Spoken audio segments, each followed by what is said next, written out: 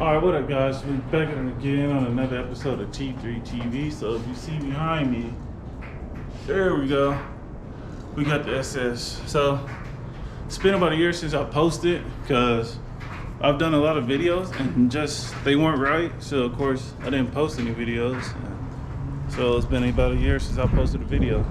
So anyways, I figured I'd go into detail what's new to the car. If you're new to the channel, which most of y'all probably will be, I'll go ahead and go over what's done to the car, all the mods and everything like that, and what's in store for it.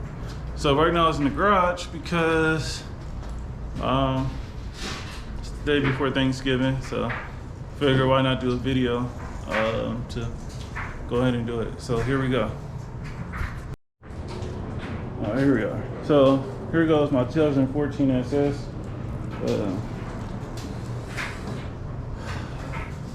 And that's really it. If you don't know, it's from Australia. It's called a Holden. So it's the little brother to the G8.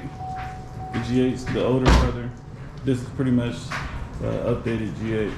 So to start off, we'll go ahead with the engine mods, where we have a carbon fiber hood, and there you can already go.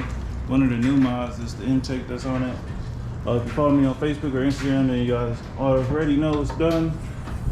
But to the new people, so here we have it. So first thing you see is the intake. So it's a Holley High Rise 92mm intake, connected to a stock throttle body, connected to a Rotofab coder intake.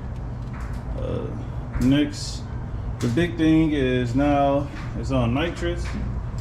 Before I was on the motor, now it's actually on a 200 shot now. We started off with a 100 shot and then worked our way up to a 200 shot. Got a dedicated fuel system, and this is actually for C6 Corvette. We did a custom bracket to make it work. Got an LNC 2000 box that I pull his timing when the nitrous is on, puts timing back in when the nitrous is not on, and that's really it. Got the bottle bracket. So this is a custom bottle bracket because we actually put it into the frame of the back seat so it can sit like that. I didn't want to do, well, one, it looks cooler having two big bottles in the back seat. Also, I didn't feel like doing an electric bottle opener and stuff like that. So literally if I'm driving, as you can see here, just reach back if somebody want to play, put my hands up and turn the bottles on. Also, as you see there, we got the fire extinguisher just in case, and we have the bottle warmer. So that's really it for the back seat. Here we have the nitrous button. We got a nitrous button. Also, we have the 3 switches. So the right switch is to turn the water blanket on. The middle switch is to purge it, and the left switch is to arm the nitrous. That's pretty much it for the inside. So we went with the Big Show purge, and that was a little bit extra, but it looks so cool, so I'll post pictures of that. Also wastes a lot of nitrous. So if you want a cool looking purge, or if you want those cars that have the nitrous shooting 2, 3, 4 feet in the air, then you can go with that. It's more of for show and not really for holding nitrous. So well, I've just got a daily driver, so I wanted the best of both. It gets the job done and it looks cool. Next thing we have is it's also on E85. So here's the E85 fuel system right there. We put C16 in the dedicated for nitrous, so you can tune in a little bit more aggressively. Has a Circle D 3200 stall converter. It has NGK8 spark plugs, MSD spark plug wires, wire blanket. That's really it. It's on Cook's 1 7/8 inch exhaust. Then it goes to 3 inch exhaust. So it's no cats, no mufflers. So it's pretty loud. It's super loud actually. And that's really it. Very simple.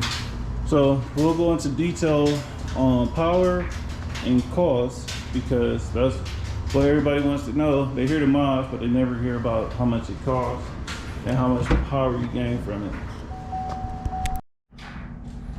All right, guys, so let's get down to the nitty-gritty on what power it made, how much it costs, and everything like that. So on the motor, it made 450 wheel, 411 torque, which was really good.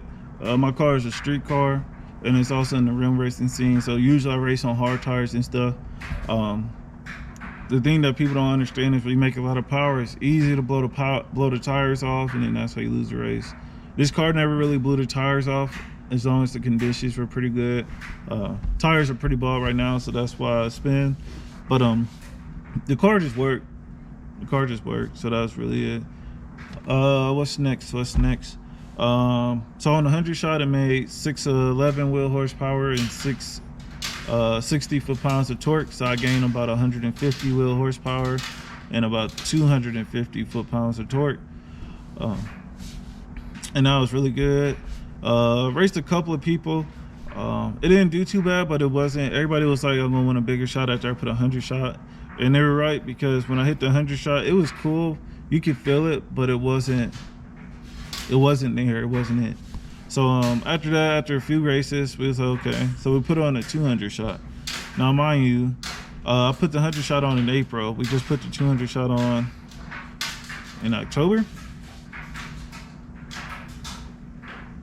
Yeah, put the 200 shot on in October, September, October, something like that. So anyways, put the 200 shot on.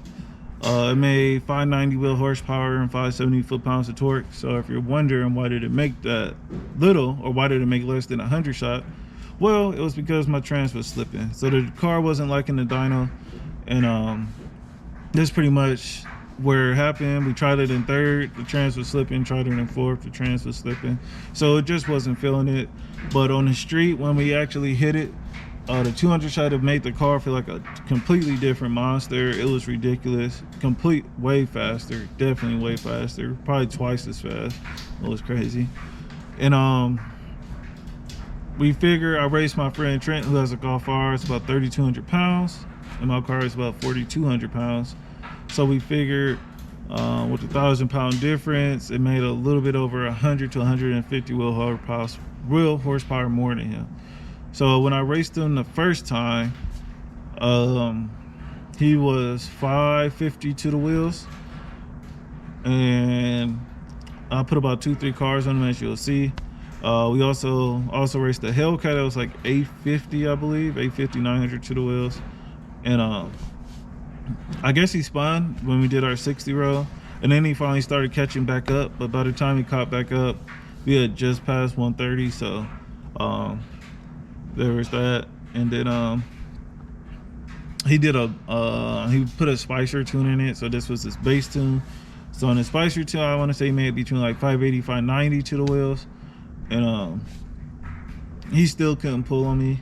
My car would hop out as soon as he hit the horn, and then it pretty much stayed even after that. For the 360, which I'll show you, it looks like his car is way farther than mine, but really his bumper was next to my door. As you guys know, with the wide angle on the 360, it looks farther than what it is. So even when I started pulling a little bit, his car is gonna look like it's a decent amount, but he was still pretty close to me. And so that was that. So that's where we figured on the 200 shot, it made between like 7 and 750 wheel horsepower, and we figured doing the same math, it made about 850 to 900 foot-pounds of torque. So that's not bad for a 200 shot. And for people wondering, it's a BTR Stage 3 NA cam, so that's probably why the torque was so high. It's because it was an NA cam, not a boost cam or a nitrous cam from BTR. So that was the main thing. I still like it. It was drivable. I could arm it. It'll turn the timing out, and when I disarm it, put the timing back in. So it was still my daily driver. Drive it 100 miles, and that was it. So right now the car is 110,000 miles on it. So it's time to start refreshing up stuff, refreshing the trans. All you guys know, I've driven the shit out of my car. Then drove it to California. Then drove it to Utah. Then drove it to Phoenix. Then drove it to Houston. So yeah, it's been everywhere. It's definitely a street car, like a legit street car, not let me trailer it and race it type of street car. So besides that, and it's the same tune in it. No, I don't put a kill tune on it when I race. It's literally the same tune when I'm driving to work as I am when I'm driving to the track. Or, well, no, I don't track race really, but when I'm driving a race. So that's it. It was still stock bottom end, still stock heads, still stock trans, stock suspension, stock throttle body. So to everybody thinking that my motor was built, it wasn't built, but now it's going to be.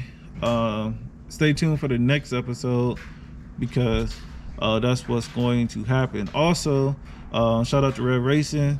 There's a huge shootout this past weekend. It was also street cars, super nationals this weekend. So a lot of big hitters was out. Kyle actually came from 1320. He came to the shootout and recorded. 818, shout out to 818, shout out to Desert 1320, shout out to Josh with the badass 240. Cody Cook, who's part of Street Outlaws, he brought his badass Nova, and I can say he can really drive that car. His car is also extremely loud. So in the next video, you'll see all the drone footage that I recovered and did, and you'll see a couple pictures I posted of each lineup so you can see the cars and stuff.